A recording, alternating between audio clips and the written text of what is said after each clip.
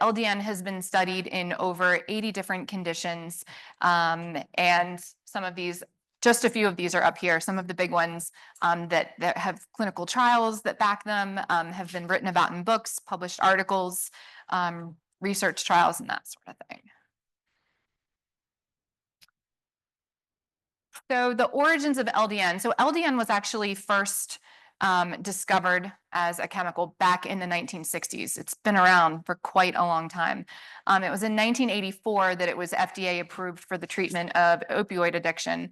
And now it also has, so both opioid and alcohol use disorder is what full strength naltrexone is currently approved for.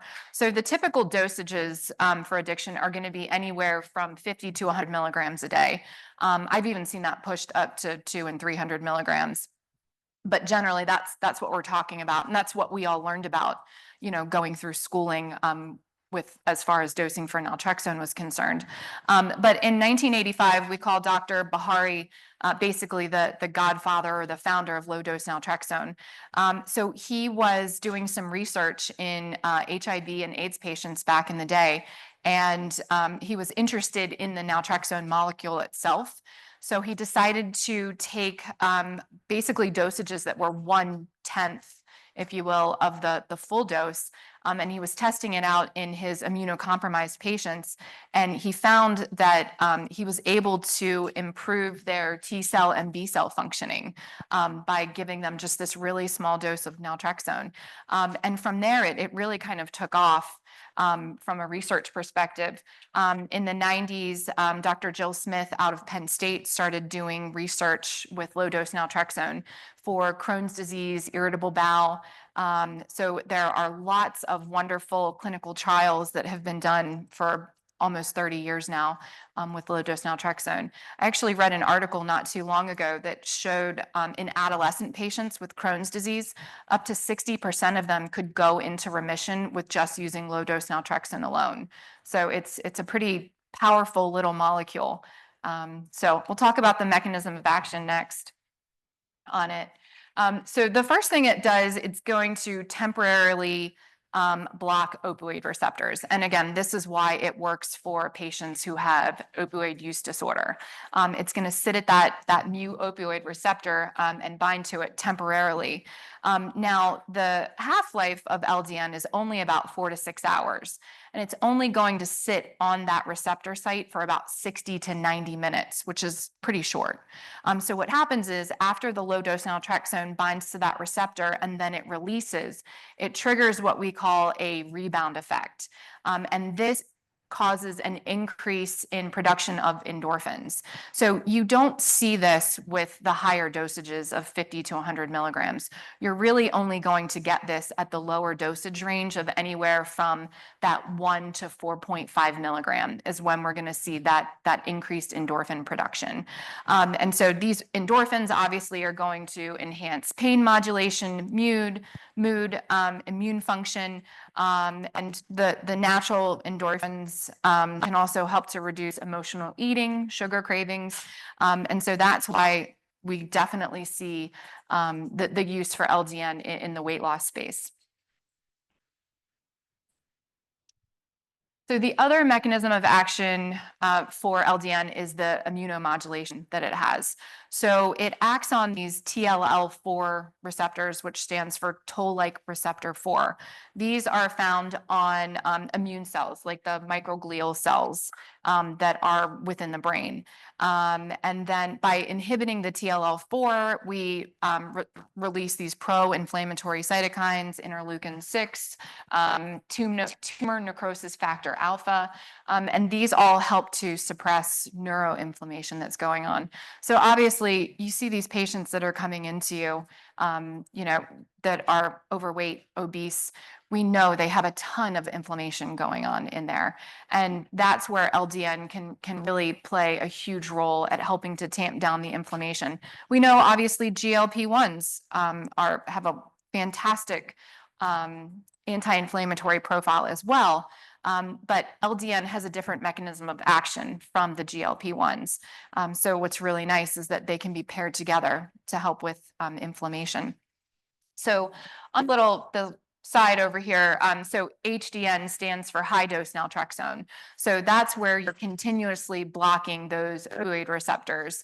And so we see, proliferation of the B cells and T cells.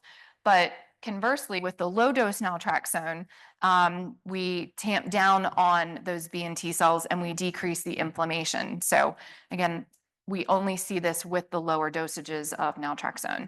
So basically, it can turn the immune system on and off through the opioid receptor blockade and through the TLL4 blockade.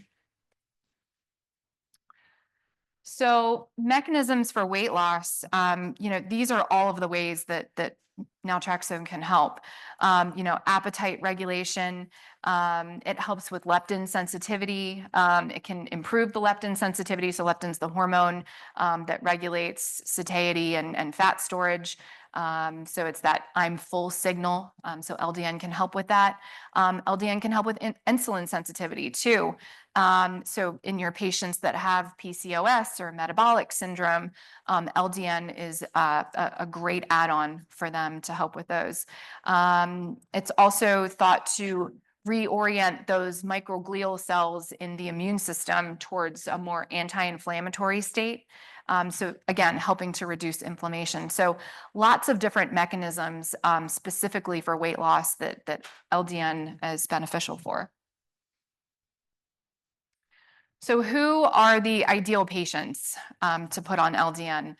Honestly, just about all of them. So there's very few contraindications when it comes to using LDN. If you have a patient that is on a chronic opioid, we don't want to use LDN for those patients, obviously, because it's going to block the opioid receptor and they're not going to have pain control. Again, I think in this day and age, we don't really see too many of those patients anymore. Thankfully, I think we've done a better job at helping to address pain syndromes and pain control versus having patients on chronic opioids. But it is something that you might come across. And so those patients we do not want to utilize LDN for. Significant liver or kidney impairment. I did put on here pregnant or breastfeeding women. I should have put an asterisk next to that because actually fertility is an indication for LDN. There's some great articles out there showing that LDN, especially women who have PCOS, they can benefit from the anti-inflammatory control, and it can help these patients, on their fertility journey. I actually work with a clinic in New York City, a fertility clinic. Every patient that walks through his door goes on LDN. And there are studies indicating that it is safe to use up through the first trimester. So, obviously, I always tell people consult with, your OBGYN first. But I can tell you that there are a lot of clinical studies utilizing it for fertility and during pregnancy to help maintain it. But again, back to your ideal candidates. I think most of the patients that are coming into you, obviously, that are having weight issues, they've got something else going on. So referring back to that first slide that I showed you, they could have Hashimoto's going on. They could have fibromyalgia. They could have depression. Depression certainly affects mood and eating and weight. There's obesity and depression. I'm going to talk about that next. That's a vicious cycle. So all of these conditions, LDN can be beneficial for and just be an extra tool in your toolbox to utilize to help your patients lose weight. So depression and obesity, this is kind of like the chicken and the egg, which came first, Are you obese because you're depressed? Are you depressed because you're obese? What's the genesis of this here? So how can LDN help? LDN, again, great for inflammation, immune health, metabolic response, and increasing endorphins. Those are our, the feel-good hormones that we talked about. When it releases from that opioid receptor, we get that endorphin rush. So something else to keep in mind too, patients that are coming to you that are on antidepressants, just about every antidepressant that's out there is associated with weight gain. So, that could also be their mechanism for weight gain. And LDN can be helpful for those patients to potentially even wean off of SSRIs. I've seen a lot of clinicians utilize that in their toolkit to help patients stabilize mood, for anxiety, for depression. So again, a patient's coming to you, weight gain due to an SSRI, LDN would be a fantastic option for them.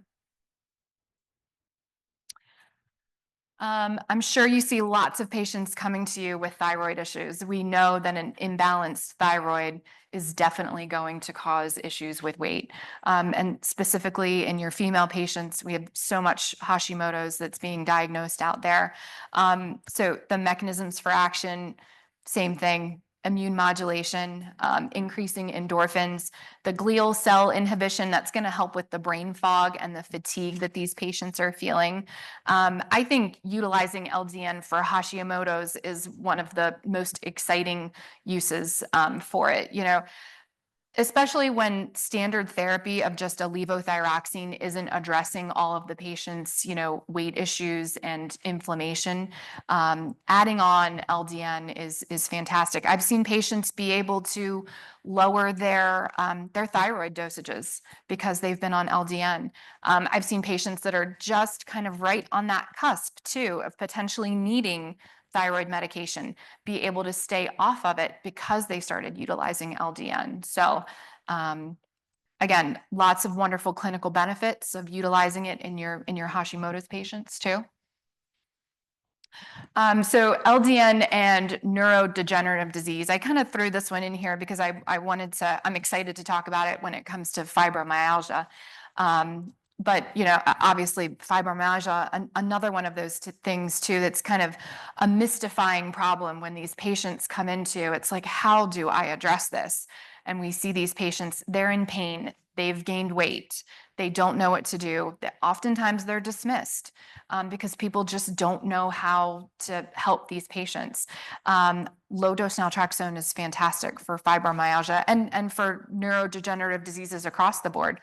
So it shifts those microglial, those CNS cells from a pro-inflammatory state over to an anti-inflammatory state.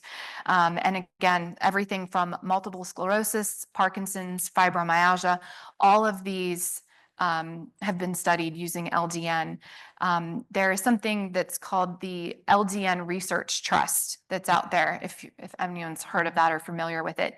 It was started by a woman named Linda Elsegood back in the early 2000s. She actually out of Great Britain. And she has MS. And she gave her quality of life at around a 10%. She said it was just, she didn't know how much longer she had. And she came across LDN, some research on it, using it for MS. And she started taking it and it completely changed her life. And from there, she's not a clinician, but she then started the LDN Research Trust from there. The trust has just written its fourth book. It is a worldwide consortium of practitioners and pharmacists and just patients who are all just trying to get the message out about LDN and its uses and how it can be beneficial. They have a great website with lots of clinical resources and materials out there. And I just mentioned this because, again, I think it's such a wonderful little chemical that can help so many people across so many different spectrums. But I love this study I found about LDN and fibromyalgia, just kind of circling back around to that. So, patients that are dealing with this, again, it's such a mystifying issue, and what can we do for them? So this is data that was compiled after 12 weeks. Patients were on a 4.5 milligram dose. And this was based off of two separate small clinical trials. And basically, it found that it reduced fibromyalgia pain significantly greater than placebo in 6 out of 10 women. I think that's pretty impressive when it comes to, such a safe, cheap, small little drug that's easy to take with low side effects. And very few contraindications.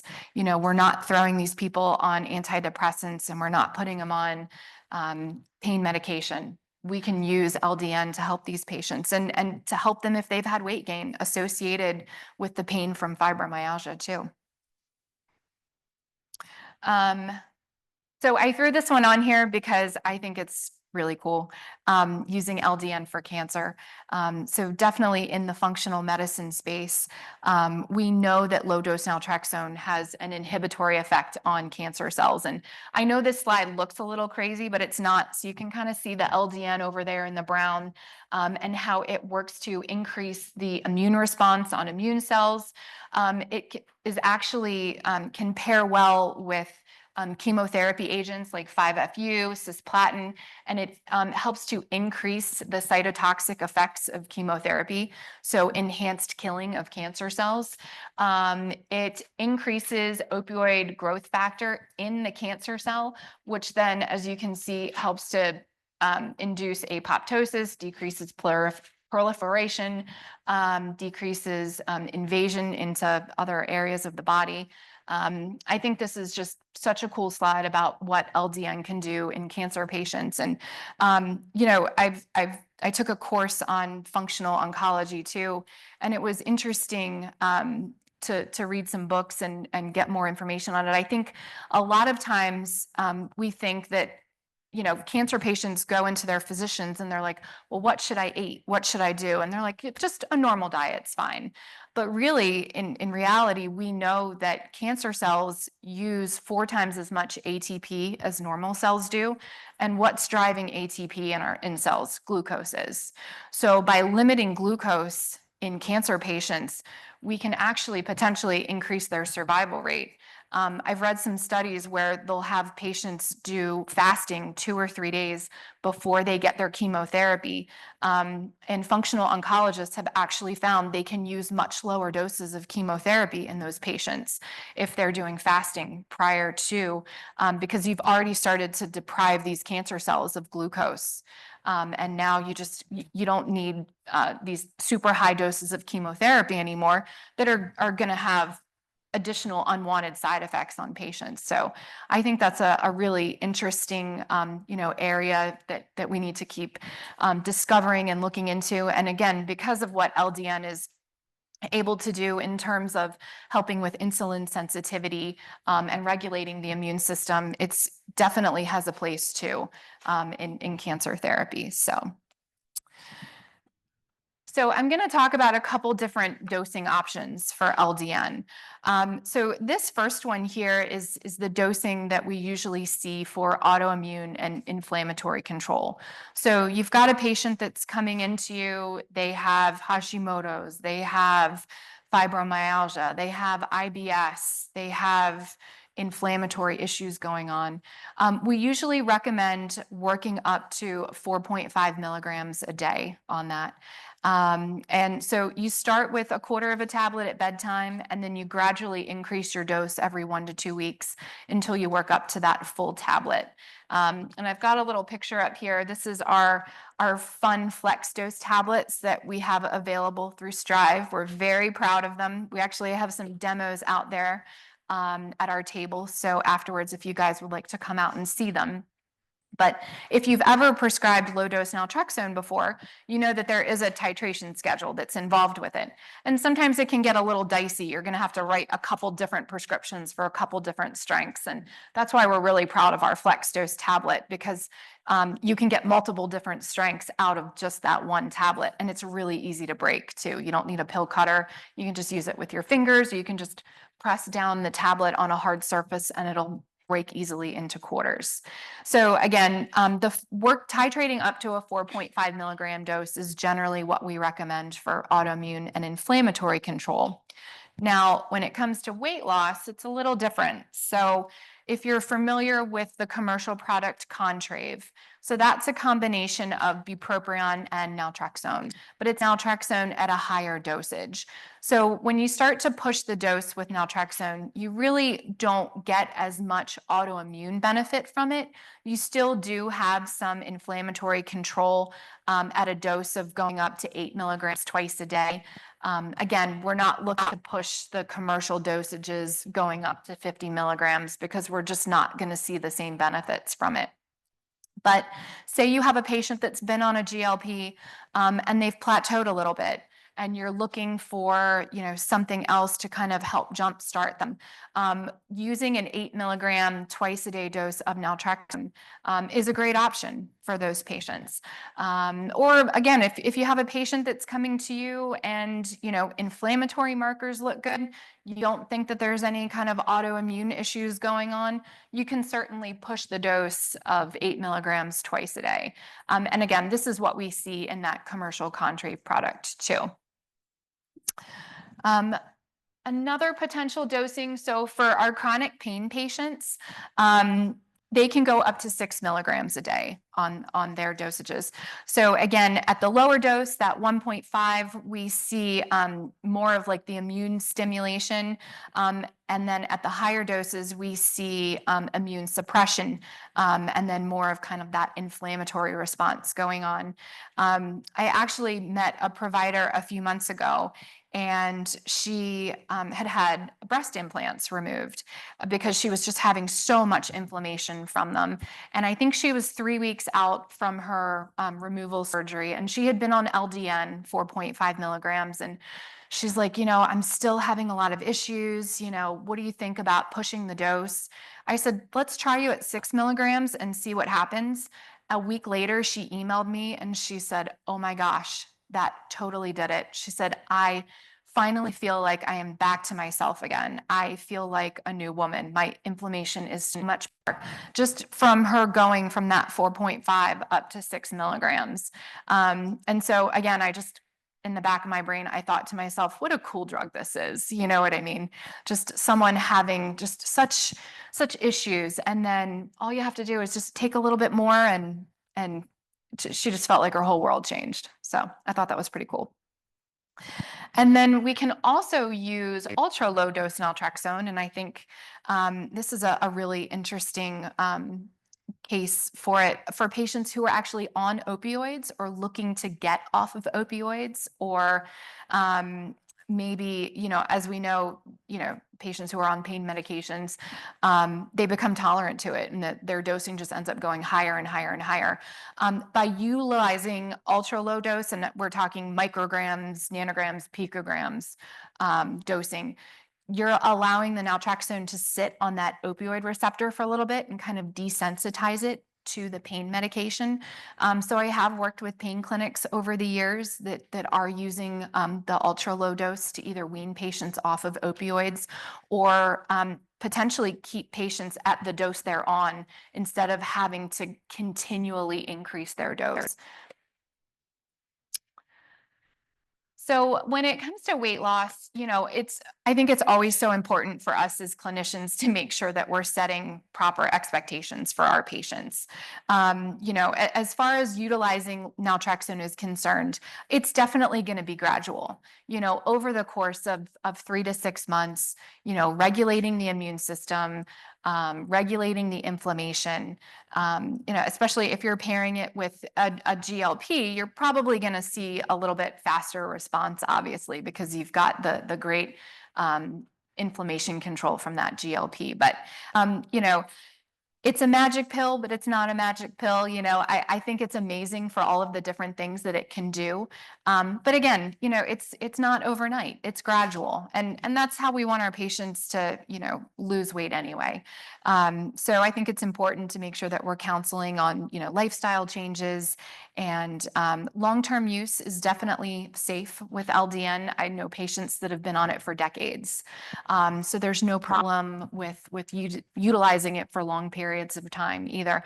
And also, if you have a patient that wants to come off of a GLP, low dose naltrexone can be just kind of that great option for them to continue taking something, after they've weaned off or stopped taking the GLP too.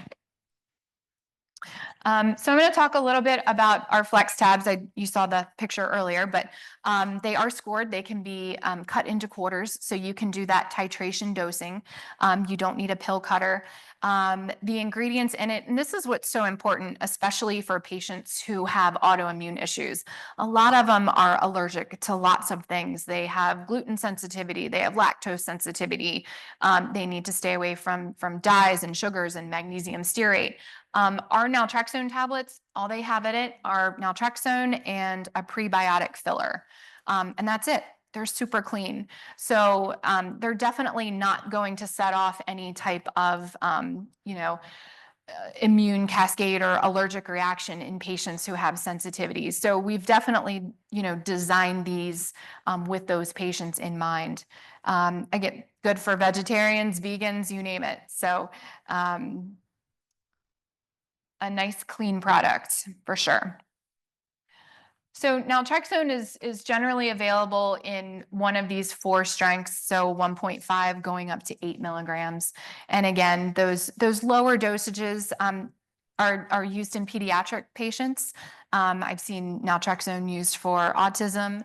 I've seen it used for anxiety in kids, ADHD. So we do offer the lower strengths for those patients. But generally, most patients are going to be on that 4.5 for immune modulation or up to 8 milligrams to help with weight control. Again, we think our flex tabs are the best thing that's out there, definitely better than capsules. There's definitely cost savings that you get with only using one prescription, where you can get multiple different strengths out of one pill. So side effects, it's generally very well tolerated. Sleep disturbances are going to be the main side effect that patients will experience, and that's up to about 10% of patients will have that. It's interesting, and I tell my colleagues, I'm like, well, that's how you know LDN's working, as if someone comes back to you and says they have sleep disturbances. LDN actually improves sleep. And it can improve REM sleep. And REM sleep is that dream sleep, that restorative sleep that we're getting. So those vivid dreams mean that you're actually spending a longer period of time in REM sleep. And so that's when your body's repairing itself. So it's actually a good thing. And some patients, it'll start to go away. They'll get used to it. If they don't, I've had a few over the years that just say, oh, I can't do this. So I'll tell them to take it in the morning. Ideally, we want patients to take it at bedtime. And that's because the endocannabinoid system that LDN works on is repairing itself between 9 p.m. and 3 a.m. So ideally, we want them to take it at bedtime. And that's when it's going to exert that effect. And you'll see that endorphin increase in the morning time after they wake up. So sleep disturbances, vivid dreams, mild headaches, or mild GI side effects. But I have never met a patient that stopped taking LDN because of any of the side effects. If anything, we'll just push the dose to the morning for them. As far as missing a dose, there's no need to worry about making up a missed dose of LDN. It can be discontinued at any time. We do recommend tapering up. You don't have to taper off of it though. And then if they want to reinstate it after they've been off of it for a while, then you would want to restart the titration again. So that kind of brings into the idea of surgery. And so sometimes patients have to go in for procedures, a dental procedure, they're going in for anesthesia. I generally recommend stopping the LDN about 48 hours prior to surgery, just to make sure that the anesthesia or any pain medications that they're going to be using can have their full effect. But it has a short half-life. So, you don't need to stop it a week or two ahead of time. Just generally 48 hours is good. And again, if they're taking opioids post-surgery, you do want to pause that LDN dose. But you can go ahead and reinstate it after they've recovered or after they're finished taking their pain medication. And again, reinstating the titration only if it's been longer than 4 weeks that they have been off of the LDN. So. I know my colleagues talked a lot yesterday about making sure that you select a quality compounding partner. So I won't bore you with this, but I will show you on the next slide. And oh no, I don't know if I have it. There it is. Yeah. So this is something that we do with our medications routinely. We do this with our GLPs. We do this with our LDNs. This is called our certificate of analysis. So ARL is an outside third-party laboratory that we send our products to do potency testing on and make sure that any pharmacy that you use ask them to see a certificate of analysis. They should show it to you. You can see any of ours at Strive. Any of the products that we test, all of our clinicians are more than welcome to see the certificate of analysis that we've had done on that. So again, this is part of the testing that goes into all of the products that we make. This is your quality assurance as providers, knowing that you are getting the best possible product out there. So this is our, these are our LDN 4.5 milligrams. We have a range of plus or minus 10% as far as the potency goes. This one came back at 98.2. And we make these guys in big giant batches, and we send hundreds of these out to ARL for testing. So we're really proud of the quality of our product. And knowing that, you know, your patients are getting something that's going to be meaningful, that's going to help them. You know, we're all here to help these patients at the end of the day, and give them tools and resources to get healthier and live their best lives. So LDN is just something that's very near and dear to my heart. I've just seen so many people benefit from it over the years, and I hope you consider utilizing it in patients that you feel could benefit from it too. So that's all I have. So hopefully I have some questions out there. Oh, I guess we need a microphone. Sorry. I'm jumping ahead. We'll just start here. How long do you have to wait after a patient takes a opioid before you can start LDN? Is there a time frame after discontinuation? Yeah, I would generally say and it's using, oh, I lost my microphone. You know, some are more immediate release, some are more sustained release. So it kind of has to do with the half-life. I mean, I would say I would wait at least probably 2 weeks from discontinuation of an opioid, since I don't know which one they're taking, before I would go ahead and start them on some LDN therapy. Lab panel requirements or suggestions? None. No. I mean, unless, again, if you have a patient that has severe hepatic impairment or severe renal impairment, otherwise there's no lab testing that's necessary for LDN. It's extremely safe. Like I said, we have been studying it since the early 80s. And there are just hundreds and hundreds of clinical articles on there just showing its wonderful safety profile. So no, there's no lab monitoring necessary. How much weight loss have you seen on an average in 6 months if they're following the months versus GLP-1s? Yeah, I mean, certainly GLP-1s are going to be the gold standard of weight loss for sure. Oh, sorry. So she was asking about how much weight loss you're going to see after about that 3 to 6 month time period. And I was just saying, obviously, we know GLPs are the gold standard of weight loss. You know, and it's certainly going to be significantly less, I think, than you're going to see. You know, we've got the commercial Contrave product that's out there. You know, utilizing that 8 milligram dose twice a day. And certainly that has bupropion that's in there too. So you get some weight loss benefits from that. But really where I think LDN benefits are the patients that are coming to you that have inflammatory issues going on, that have autoimmune issues, because now we're just tackling all of those from another mechanism of action from the GLPs. Or again, if they've started to plateau on that GLP, the LDN, I've seen patients get on it and it just kind of helps them to jumpstart their gradual weight loss again. So, you know, I don't always say, oh, you know, expect to lose, you know, with GLPs, we can say anywhere from, you know, 17 to 21%. I don't always like to say that because, you know, again, everybody's different. Are you using it for an autoimmune issue, an inflammatory issue? You know, that's why it can take longer to start to see those results. But, you know, definitely utilizing it, patients it will help with, you know, satiety. It will help with cravings, you know, just like it helps with alcohol and opioid use. It's going to help tamp down on those cravings, those food cravings, that food noise. So. You had mentioned tapering the dose up, but I think on your weight loss, it just starts at 8. There's no taper. Yeah, so for the patients that have autoimmune issues or inflammatory type issues, the fibromyalgia patients, the patients that have depression, I always like to go low and slow with them, if they, have concomitant issues happening.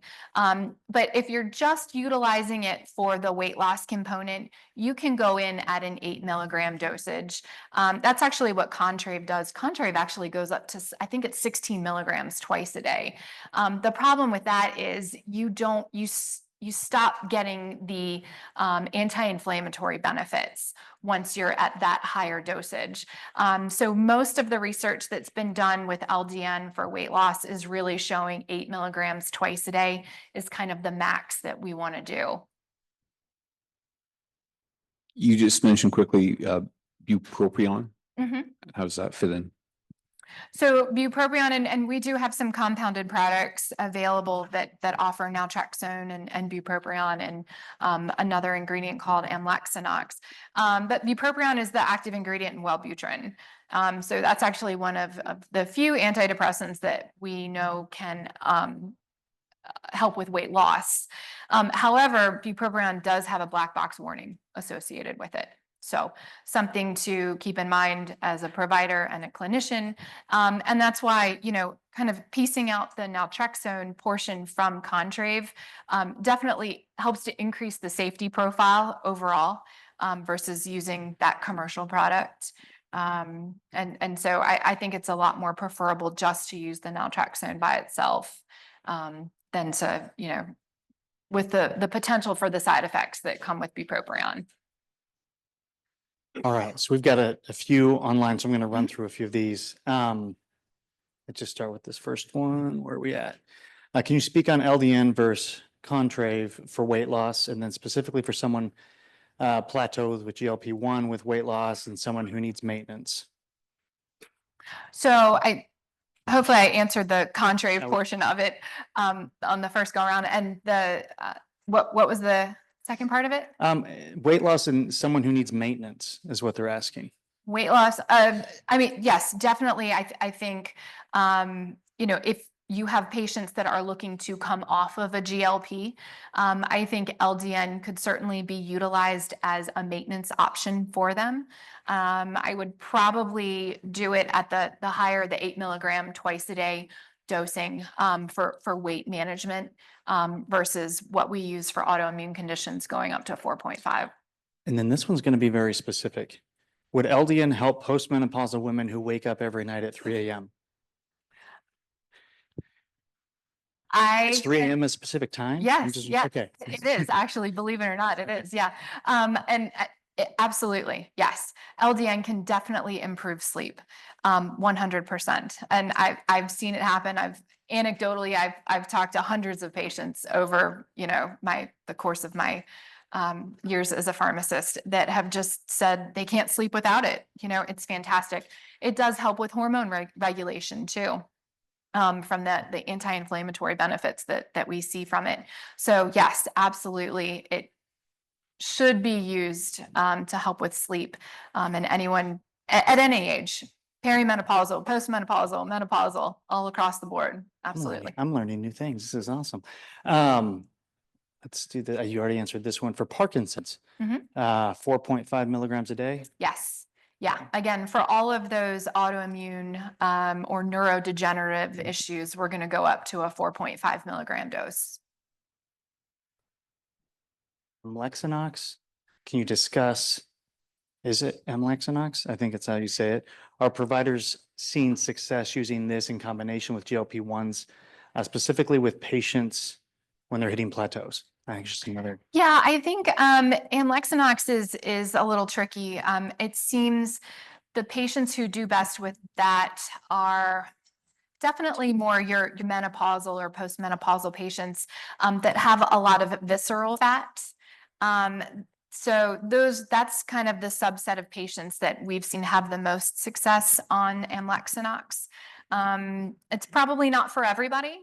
But I think if you have a patient that is really battling with a lot of that, hip visceral fat, and is again, that menopausal, postmenopausal age range, that's where we see that coming into play.